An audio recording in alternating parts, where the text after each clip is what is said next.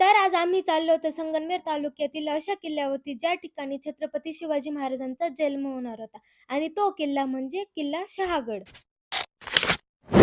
तर इकडे ना गावातल्या मैत्रिणीला घेतलं आणि सकाळी निघालो स्टँडवरती आणि पोहोचलो पण. कारण की आपण आहे ना बसनं जाणार होतो ना, आपली बस पण आली होती आणि मोक्कार गर्दी होती हो. पण कशी-बशी जागा भेटली सीटावरची आणि आमचा प्रवास चालू झाला. आणि तुम्हाला तर माहितीच आहे आपलं, आपण इतक्यात निघतोय आणि इतक्यात पोहोचतोय. मग काय आपण इकडे ना गडाच्या पायथ्याला पोहोचलो आणि आपल्याला इथून पुढचा प्रवास आहे ना पायी-पायीच करायचा होता. जसं ना भीमगिरीला यायला 11ची बस राहते ना, तसंच आपल्याला आता 11ची एसटी करायची म्हणजे पायी-पायी जायचं होतं किल्ले शहागडावरती. आणि ना कसं तरी मध्ये-मध्ये ना स्टॉप घेत आहे ना आम्ही ना फायनली किल्ल्यावरती पोहोचलो होतो. म्हणजेच या भीमगिरीच्या शहागडला सुद्धा लय मोठा इतिहास आहे. कारण की ना छत्रपती शिवाजी महाराजांचा जन्म ना इथेच होणार होता.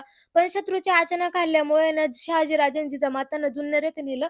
म्हणजे शिवनेरी किल्ल्यावरती नेलं आणि तिथेच छत्रपती शिवाजी महाराजांचा जन्म झाला. आणि ना या किल्ल्यावरती ना सातवंग काळातील पाण्याची टाकं सांगते ना पण आहे. म्हणजेच पाणी साठवण्याची जागा. आजकालच्या काळात काय असं होणार नाही. पण लोक मात्र कचरा तिथं करणार. मग इकडे गेलो दर्शन करायला. आतमध्ये पेमदेवीची खूप सुंदर अशी मूर्ती आणि मस्तपैकी असं दर्शन वगैरे झालं. मग इकडे सगळ्यांनी ना दर्शन वगैरे केलं आणि सगळे दमलेले असल्यामुळे ना मग इकडे सावलीत येऊन बसले आणि इकडे खाऊ वाटप झालं.